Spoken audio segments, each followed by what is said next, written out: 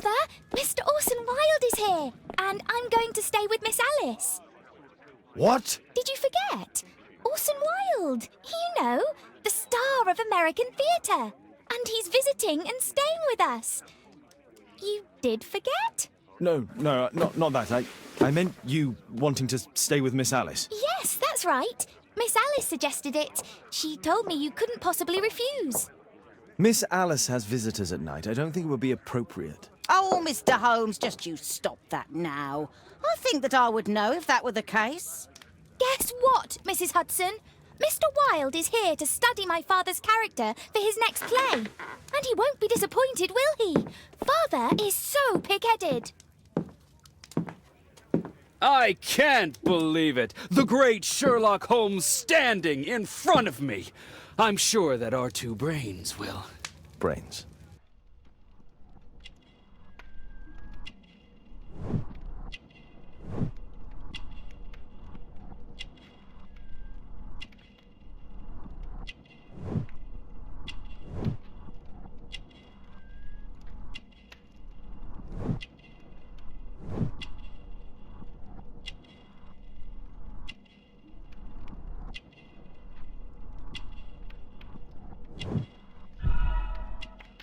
Mr. Wilde, your room. Charming. This is such a fascinating city. We need to talk. I'd rather not. You're going to be angry again. Goodbye, Mr. Wilde. Is it 5 o'clock already? I think I might go and ask Mrs. Hudson for some tea.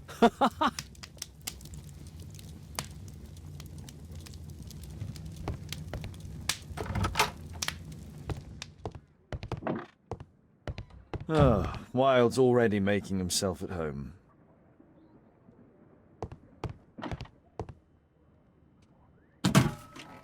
Wilde truly has a perfect disguise kit. Do actors really need all this?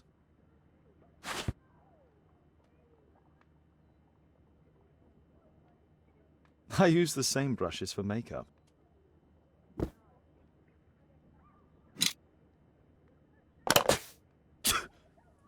Face powder of an excellent quality.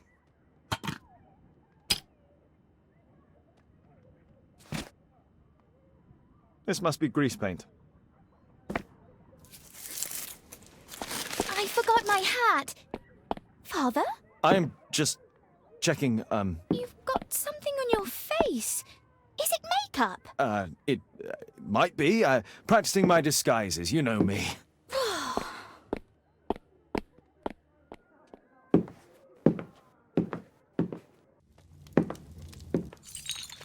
No, don't touch that! No!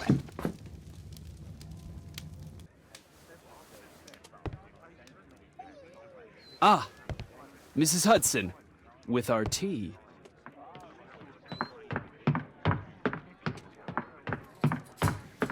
Not quite. We have a visitor.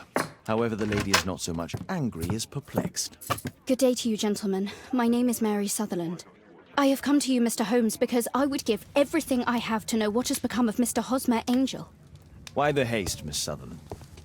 Mr. Hosmer Angel has disappeared, and my father, Mr. Winterbank, will do nothing. It makes me so angry.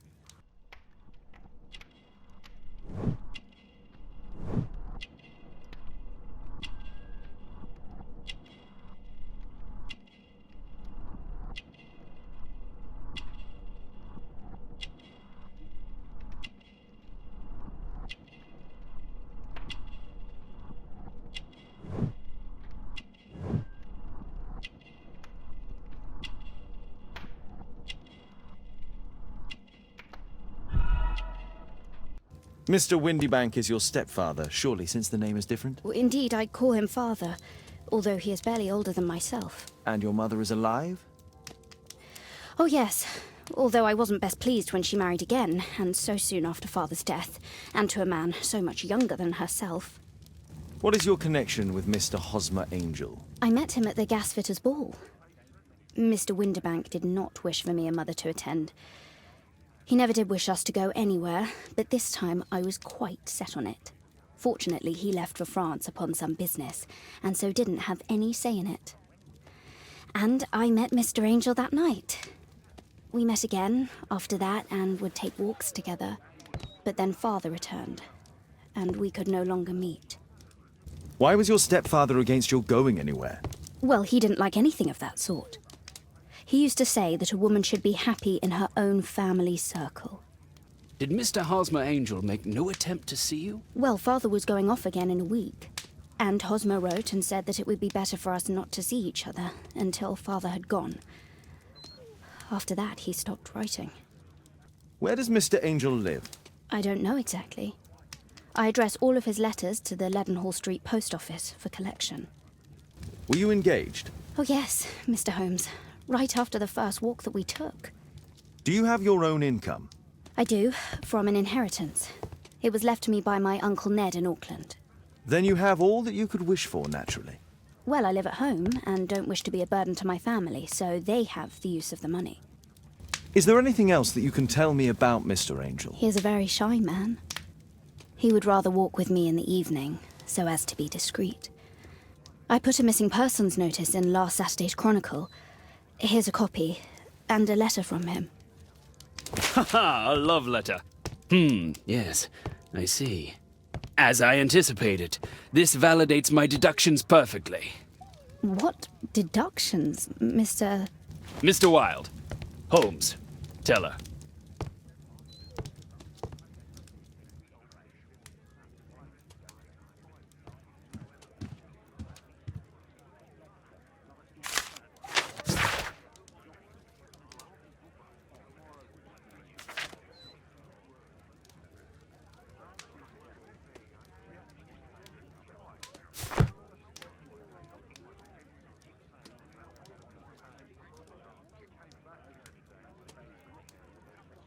This is strange. The love letter is typewritten.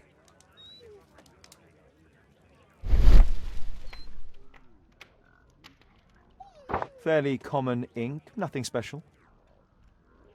Good quality paper, quite smooth. I'm waiting for the moment when your stepfather leaves once more. We had a wonderful time together, didn't we, while your father was in France? Miss Sutherland only met with Hosmer Angel while the stepfather was absent. Hosmer Angel decided not to leave his signature. Let's study this letter more closely. There are some letters with typographical defects. Miss Sutherland, do you have any other letters from Mr. Angel? Unfortunately not. But I've brought my father's letter from Paris. Here it is. The stepfather's letter is also typewritten.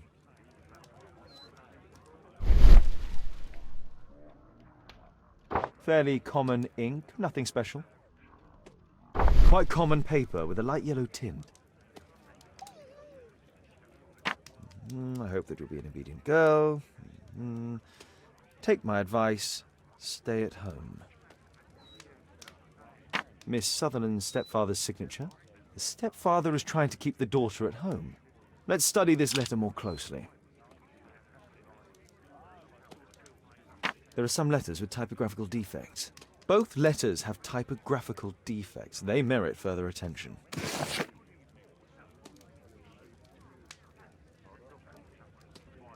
This letter has a defect. One more letter with a defect. There's the same letter with the same defect in both instances. Another letter match with the same defects.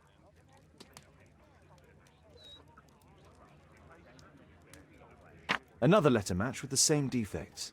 So, based on the specific defects, we could say that these letters were composed on the same typewriter.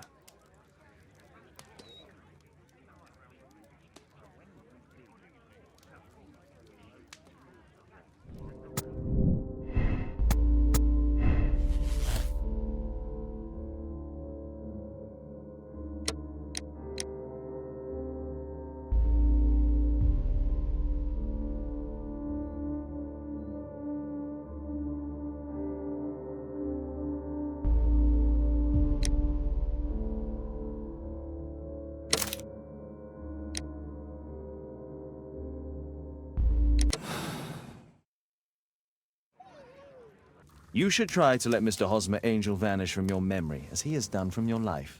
Then you don't think I'll see him again? I fear not. Then what has happened to him? Your stepfather married your mother for her money, and also enjoyed the use of your income. But with your personal advantages, it was clear that you would not remain single for long, even with him keeping you at home. He disguised himself and reappeared as Mr. Hosmer Angel. He brought you as far as the church door and then conveniently slipped away. To bring you to this conclusion in such a dramatic manner that it would leave a permanent impression upon your mind. You have been cruelly tricked, Miss Sutherland. Oh, Mr. Holmes. No, I can't believe it. But we were engaged. Oh, it's horrible to think about. But, thank you for all you have done, Mr. Holmes. Holmes, you could have been more diplomatic.